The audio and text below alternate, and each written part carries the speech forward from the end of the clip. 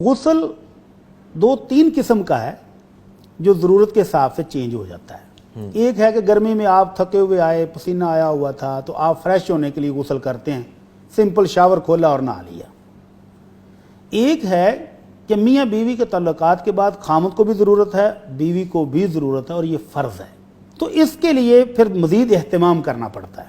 इसी तरह ख़वातीन जब मेंसेस से फ़ारिग होती हैं तो उनको भी गुस्ल करना पड़ता है, और ये उन दोनों गुस्लों की निस्बत ज़्यादा एहतमाम के साथ अच्छी तरह जिस्म को मल मार के धोना पड़ता है जी। गुस्ल जनाबत में खातून को इजाज़त है कि अगर उसने बालों की मेंढियाँ बनाई हुई हैं, अच्छी तरह बालों को कस के बांधा हुआ है, तो वो ना खोले और पानी सर पर डाले, बालों को अच्छी तरह मले, जब जड़ें अच्छी तरह तार हो जाएं तो बाकी जिस्म पर पानी बहा ले, तो उसका गुस्ल हो जाता है। लेकिन मेंसेस से फ़ारिग होने वाली खातून के लिए ज़रूरी है कि वो बालों को भी खोले। तो इतना एहतमाम रखा है इस्लाम ने कि इंसान अच्छी तरह तहारत हासिल करे।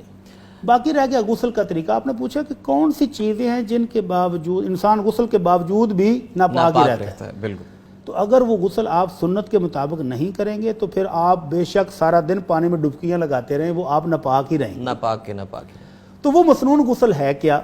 नबी रहमत सल्लल्लाहु अलैहि वसल्लम से दो तरीके मनकूल हैं।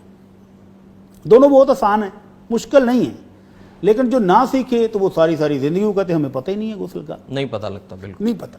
एक है कि आप जिस तरह अभी हमारे यहाँ बेहतरीन गुस्ल खाने मौजूद हैं, मार्बल लगा हुआ है, चिप्स लगी हुई है, पानी निकलने की रस्सा मौजूद है, शावर है, शावर है। तो अगर इस तरह का वाशरूम है तो उसके लिए एक सिंपल तरीका ये है कि नबी करीम सल्लल्लाहु अलैहि वसल्लम जब गुस्ल करने लगते तो सबसे पहले अपने दोनों हाथ धोते। पानी टप में होता था ना या बाल्टी वगैरह में, तो सबसे पहले अपने हाथ धोते ताकि पानी के अंदर हाथ डालने से पानी खराब ना हो। तो सबसे पहले अपने हाथ धोने, उसके बाद इस्तिंजा करना है।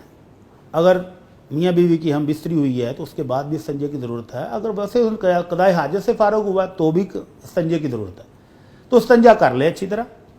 और उसके बाद अल्लाह के रसूल सल्लल्लाहु अलैहि वसल्लम का तरीका था कि आप वुज़ू करते थे जिस तरह के नमाज का वुज़ू है। वो तो हम सबको पता है, माशाल्लाह जो नमाज पढ़ते हैं सबको पता है कि सबसे पहले दोनों हाथ 3 मरतबा धोए और अच्छी तरह धोए, और ये ऐसे उंगलियों का खिलाल भी किया ताकि ये जोड़ को खुश्क ना रह जाए, खुश्क ना रहे, बिल्कुल। उसके बाद आधे पानी से 3 दफ़ा कुली और 3 दफ़ा नाक में चढ़ा के नाक को भी साफ़ किया, कुली भी अच्छी तरह कर ली। उसके बाद चेहरे को 3 मरतबा धोया, और चेहरा ये जहाँ से बाल शुरू हो रहे हैं यहाँ से लेकर नीचे तक अच्छी तरह इसको धोया, और फिर दोनों बाजू कोनियों समेत धोए।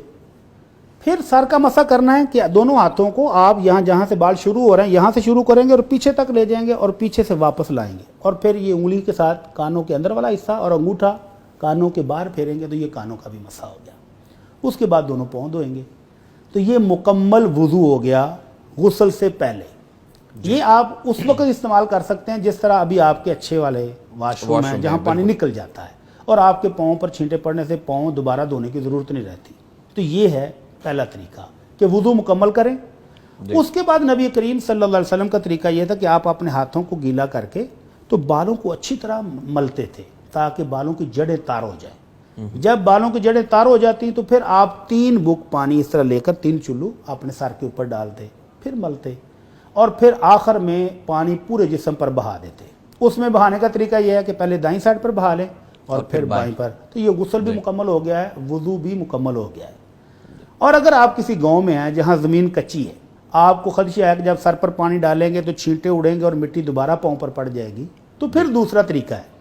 और अल्लाह के नबी सल्लल्लाहु अलैहि वसल्लम ने कुर्बान जाए उम्मत के लिए कैसी कैसी सहूलतें निकाली। जी बिल्कुल। उसमें यह है कि वुज़ू करना है, पहले जिस तरह मैंने बताया कि संजा करें, संजे के बाद वुज़ू करें, और जब आप सर के मसे पर पहुँचें तो सर पर पानी डालकर सर को मलें अच्छी तरह, और पाँव नहीं धोएं, पाँव को रहने दें, अच्छी तरह सर को मलें, और उसके बाद 3 दफ़ा जिस्म पर पानी डालने, पहले दाईं तरफ और फिर बाईं तरफ। तो ये गुस्ल मुकम्मल हो गया। वहाँ से साइड पर हट जाएं क्योंकि अब आप मिट्टी उड़ के तो आपके पाँव पर पड़ चुकी है, बिल्कुल। तो साइड पर होकर दोनों पाँव भी धो लें, तो ये आपका मसनून गुस्ल पूरा हो गया, जिसमें वुज़ू भी है और जिसमें गुस्ल भी मुकम्मल हो गया है। तो इसके साथ अब आप नमाज पढ़ें और जो भी इबादत करना चाहते हैं करें। लेकिन अगर इसमें कोई चीज़ रह गई तो गुस्ल मुकम्मल नहीं, आपने वुज़ू ही नहीं किया और खाली शावर लिया है, तो ये गुस्ल मुकम्मल नहीं। आपके जिस्म के ऊपर कोई मनी लगी हुई थी और आपने इस्तिंजा नहीं किया और आपने वैसे ही नहा लिया तो भी मुकम्मल नहीं है। और एक सूरत और भी है कि आपने वुज़ू मुकम्मल कर लिया है और उसके ऊपर जिस्म पर पानी भी डाल लिया है और उसके बाद आपने साबुन लगाया और साबुन लगाते वक्त शर्मगाह पर भी हाथ लग गए तो आपका ये वुज़ू टूट गया है। और कुछ उलमाए कराम तो इतनी सख्ती करते हैं, वो कहते हैं गुस्ल भी दोबारा करना पड़ेगा, लेकिन ये तो ज़रूरत से ज़्यादा ही सख्ती महसूस होती है।